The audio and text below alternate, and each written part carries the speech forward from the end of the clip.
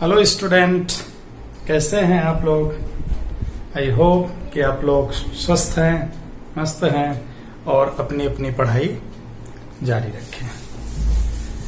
Motion in a straight line fourth में हम आप लोगों से बहुत इंपॉर्टेंट टॉपिक डिस्कस करने वाले हैं। आप लोगों ने क्लास 9th स्टैंडर्ड में इसको पढ़ा होगा, सरल रेखीय गति के समीकरण।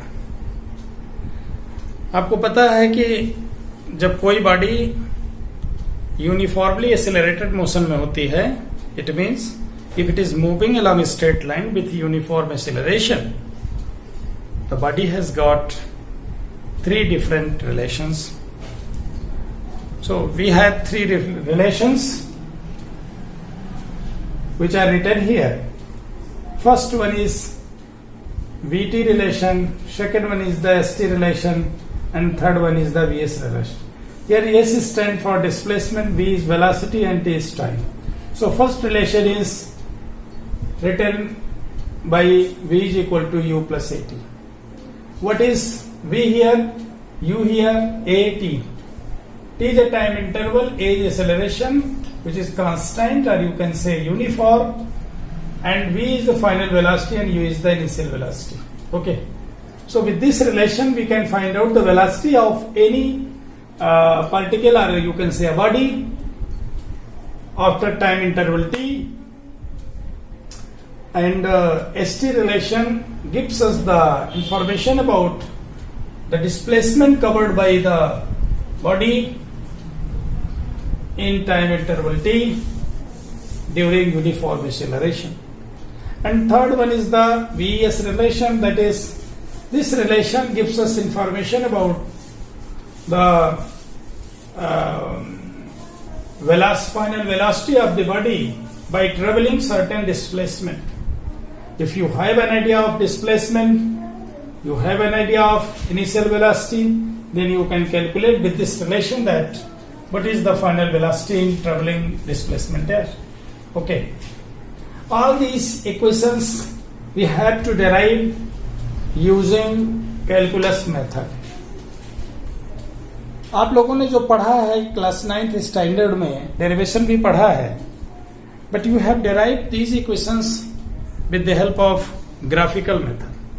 वो भी सिंपल है, बहुत इजी है। And here we are interested to derive these equations using calculus method. Calculus is a new type of mathematics. As this topic we have discussed in mathematical tools section, and the videos has been uploaded on this channel already. आप लोग मेरे channel पे जाकर के playlist में जाएं, playlist में mathematical tool section में प्रोबेबली लास्ट जो हमारा वीडियो लेक्चर है वो इंटीग्रल पर बेस्ड है। How a function is to be integrated, what is its integrated value, how a definite integral is carried out, and how the limit after integration of a definite integral is calculated, and all these things we have discussed already on that lecture. तो बेहतर यही होगा कि आप लोग mathematical tool section में इस topic को पढ़ने के पहले जाकर के इंटीग्रल पार्ट को जरूर पढ़ें।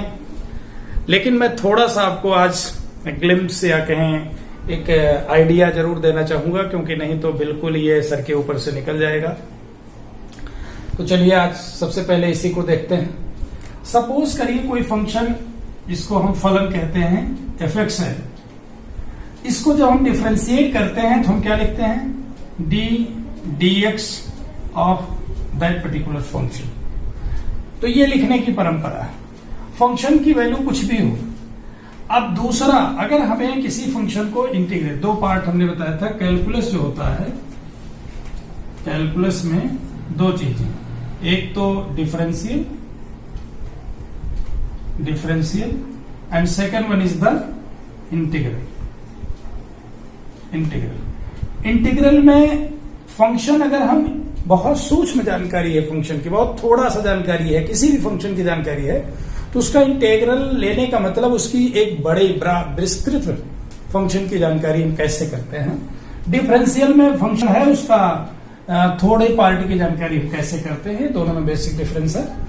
इसको लिखने की परंपरा है D D x of function, और इसको इंटीग्रल को लिखने की परंपरा है, इंटीग्रल का चिन्ह है एफ एक्स डी एक्स। यहां dx signifies that the function fx is integrated over the variable x। ध्यान रहे, फंक्शन x का है और वेरिएबल फंक्शन में x है और उसी वेरिएबल के रिस्पेक्ट में इंटीग्रेट किया गया। तो ये दो प्रकार के इंटीग्रल्स होते हैं, एक डेफिनिट होता है, दूसरा इनडेफिनिट होता है। तो इनडेफिनिट में जनरल अब इसकी वैल्यू हो सकता है fx आ जाए प्लस c आ जाए, ये इसका solution. fx whatever may be the value depending upon the function, and second one is the definite integral, जिसको हम लोग बोलते हैं निश्चित समाकलन। निश्चित समाकलन में इंटीग्रल का हिंदी समाकलन है, इसको बोलते हैं डेफिनिट इंटीग्रल। ओके, अब डेफिनिट इंटीग्रल में हम उसी फंक्शन को ओवर द लिमिट इंटीग्रेट करेंगे, और फंक्शन जो आएगा after integration we substitute these limits after integration, find that this upper limit by putting integrated function में x is equal to b upper limit हो जाएगा minus f of a that is lower limit, that is the definite value of integrated part of this function. यानी इसका integral के बाद एक निश्चित value आएगी, डेफिनिट वैल्यू आएगी, that's why this is known as definite integral. Okay student, तो you should have this idea, without this you can't understand the derivation of this uniformly accelerated equation of motions. So हमने ये लिखा और इसको आप बेहतर होगा कि उस वाले सेक्शन में जाकर के जरूर पढ़ें, उसमें काफी कुछ हमने डिटेल लिखा है। जैसे मान लीजिए कोई फंक्शन है x raise to the power n, तो उसका इंटीग्रल अगर हमें करना है, फार्मूलाज होते हैं x की power n plus 1 upon n plus 1 for all values of n except n is equal to -1, यानी n इज इक्वल टू -1 को छोड़ करके बाकी सबके लिए ये ट्रुथ है। सपोज करिए आपके पास फंक्शन है टी डी टी 0 से t, तो इसका इंटीग्रल करेंगे क्या मिलेगा, T square by 2, okay, plus एक तरह से कांस्टेंट 0 कर सकते हैं, लिमिट लिख दीजिए 0 से t, ओके। तो अभी क्या मिलेगा, टी स्क्वायर बाई 2 आ जाएगा। तो ये कुछ चीजें हैं जो आपको जानना है। अच्छा, okay, let us come to the today's topic, which is our main focus, derivation of these equations of motions. ये जो equations हैं, they are valid only if we consider a body which is moving on a straight line path. U is the initial velocity of the body, v is the velocity after time t, and a is the acceleration acting on the body, and s is the displacement traveled during time interval t. So initially we consider these situations, and then we will try to derive these equations. सबसे पहले हम एक situation create करते हैं।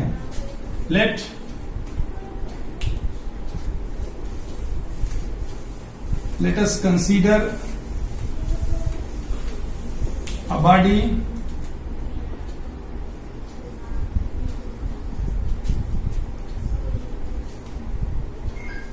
moving on a straight line path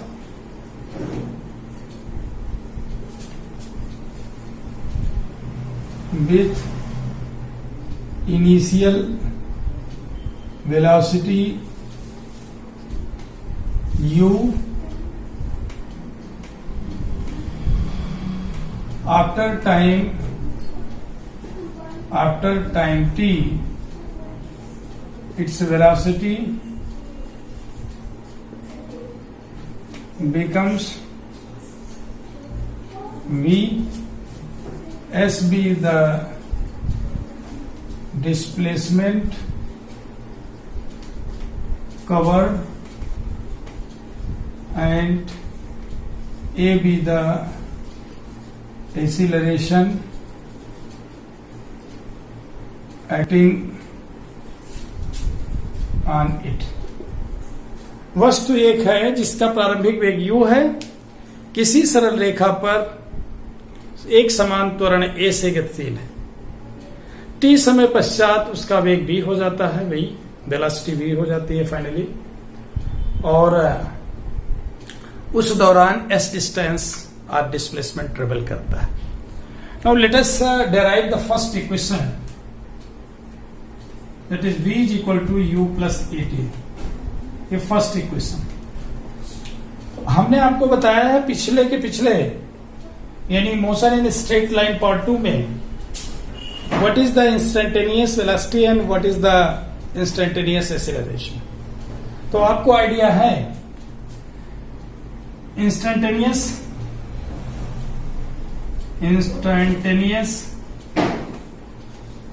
acceleration of the body A can be written as equal to dv upon dt। ध्यान दें, constant acceleration है तो एवरेज और इंस्टेंटेनियस दोनों सेम होगा, तो हम इंस्टेंटेनियस लिखे हैं तो कोई दिक्कत नहीं, इसको एवरेज इंस्टेंटेनियस सब एक हो। Instantaneous acceleration should be A is equal to dv upon dt। Okay, no problem. अब this can be written as dv is equal to a dt just by cross multiplying and integrating both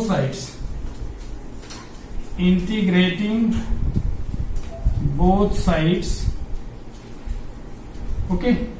तो अब यहां पर variable v है, velocity change हो रही है तभी एक्सीलरेशन है, और यहां पर वेरिएबल क्या है, टाइम है। So this is integrated over velocity and this is integrated over time. So if time limit is 0 to t, our velocity is u to be। t is equal to 0 पर velocity कितनी थी, u थी। t time पर velocity कितनी है, v है। All these situations we have considered in the very beginning। सबसे पहले हमने इस परिस्थिति को इमेजिन किया कि ऐसी बॉडी है जो कि u इनिशियल वेलोसिटी से मूव करना स्टार्ट करती है और वेलोसिटी चेंज हो रही है कांस्टेंट रेट से, जिसका कि rate of change of velocity जिसको हम एक्सीलरेशन कह रहे हैं is given a। After time t travelling displacement s, the particle और the body acquire velocity finally v। So we will integrate this dv function over u to v, limit u to v, and this a dt limit 0 to t। अब यहां पर see here, integration dv comes out to be v। why?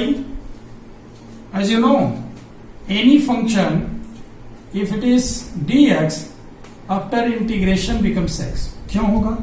क्योंकि dx can be written as x raised to the power 0 dx, तो x raised to the power 1 upon 1, that's simple।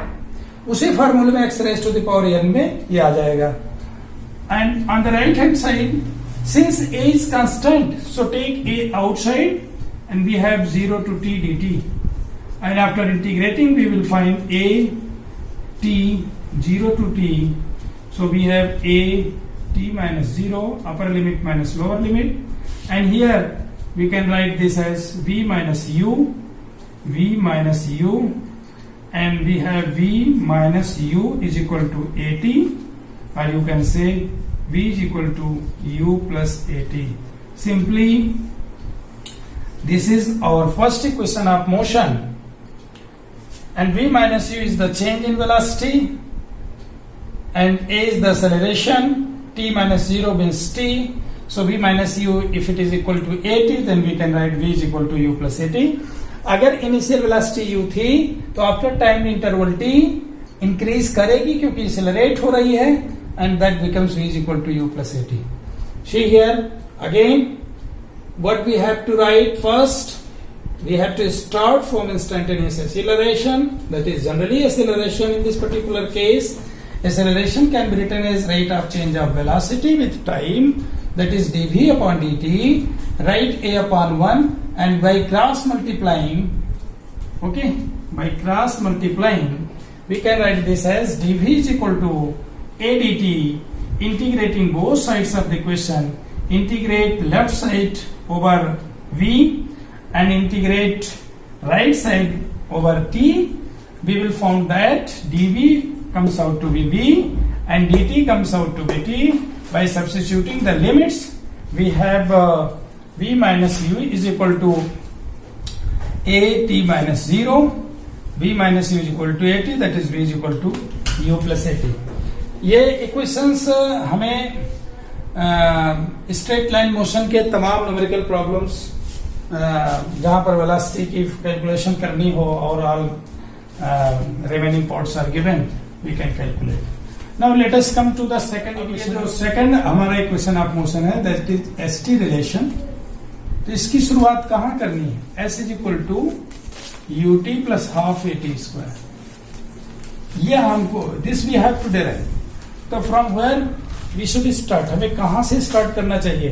हमें displacement लाना है तो हमें सबसे पहले कहां जाना चाहिए? वेलोसिटी पर जाना चाहिए. ओके, तो the instantaneous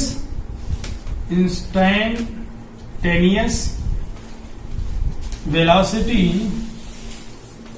of the body can be written as v is equal to ds upon dt. इसमें किसी कोई डाउट तो नहीं होना चाहिए. प्रोबेबली आई थिंक हमने ये सारी चीजें पहले बताई है. If there is change in displacement then there must be velocity. और बॉडी तो यूनिफॉर्म एक्सेलरेशन से मूव कर रही है, इसका मतलब उसकी वेलोसिटी चेंज हो रही है, तो डिस्प्लेसमेंट चेंज तो हो ही रही है. At any instant of time, let us assume that the velocity which we say instantaneous velocity of the body can be written as equal to ds upon dt. Okay, तो अब इसको हम क्या करें? फिर क्रॉस मल्टीप्लाई कर दिया. So we have ds is equal to v dt. ध्यान दें. And again integrating both sides, हम दोनों पक्ष का समाकलन करेंगे. और ये ds इधर v dt, ओके, 0 से t, और ये 0 से s. डिस्प्लेसमेंट करना है तो 0 से s करेंगे. या पोजीशन अगर इसको रखते तो पोजीशन में x 0 से x रखते हैं. All this okay, no problem. अब ऑलरेडी वी नो, चूंकि वेलोसिटी टाइम का फंक्शन है तो वेलोसिटी टाइम रिलेशन से उसकी वैल्यू यहां में रखनी पड़ेगी. v में t नहीं दिख रहा, कि दिख रहा? नहीं दिख रहा ना. तो what is the exact value of vt? That is equal to v is equal to u plus at. Okay, so we will write here u plus at integral 0 से t dt, and here is the ds integral 0 से s plus that. And here we can write ds का integral क्या होगा? s होगा, और इसकी limit क्या होगी? 0 से s होगी. इधर का इंटीग्रल दो पार्ट में है, u dt इंटीग्रल 0 से t plus at dt integral 0 से t. ये एक अलग फंक्शन है, अलग फंक्शन, एंड u इसका कांस्टेंट. तो इसका इंटीग्रल क्या हो जाएगा? u बाहर हो जाएगा. dt का इंटीग्रल t 0 से t. इसका इंटीग्रल a बाहर t स्क्वायर बाई 2 0 से t. इसका integral s minus 0, upper limit minus lower limit. तो ये हो गया s is equal to u t minus 0 plus half a t square minus 0. So we will have t is equal s is equal to u t plus half a t square. This is our required equation of motion when a body is uniformly accelerated after time interval t. After time t, the velocity was that much, v is equal to u plus at, and after time t, the displacement traveled by the body comes out to be s is equal to ut plus half at square. That's very simple. तो इसमें ध्यान हमको सबसे पहले रखना है from where we should start, हमें कहां से स्टार्ट करना चाहिए. तो चूंकि डिस्प्लेसमेंट लाना है तो वेलोसिटी को पहले डिस्प्लेसमेंट से कोरिलेट करिए, और इस वेलोसिटी इंस्टेंटेनियस वेलोसिटी को हम क्या लिखते हैं, u प्लस ए टी लिखते हैं. ओके, तो इस तरीके से करते आएंगे. कोई दिक्कत है नहीं. अब हम आते हैं थर्ड इक्वेशन ऑफ मोशन पर. Third equation of motion is the relation between velocity and displacement. Third equation vs relation, that is v square is equal to u square plus 2as. okay, कहां से इसको start करें. as we know a is equal to dv upon dt. यह हमको पता है, a is equal to dv upon dt, so we can write this a is equal to dv upon ds into ds upon dt. Substitute कर दिया हमने, adjustment कर दिया, so this comes out to be v dv upon ds a, और इसको अब हम cross multiply करें, since v is equal to ds upon dt. ये अभी देखा हमने. डिस्प्लेसमेंट का time rate of change of displacement is called velocity, instantaneous velocity. That is time derivative of displacement is the instantaneous velocity. So we have v dv is equal to a ds. okay, integrating both sides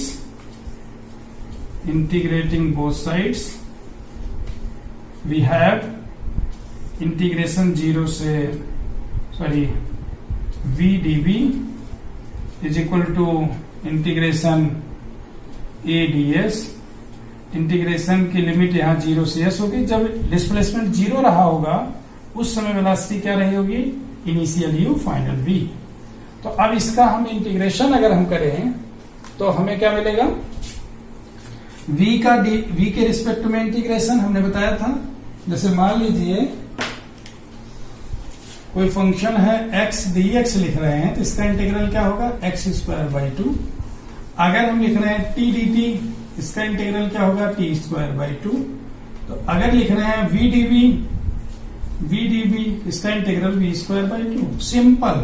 ये v एक variable है, इसी variable के respect में इसकी power अगर 1 है तो पावर 2 बाई 2 हो जाएगी. तो अब यहां पर this comes out to be v square by 2 limit from u to v, and we have here a is equal to a into s 0 to s.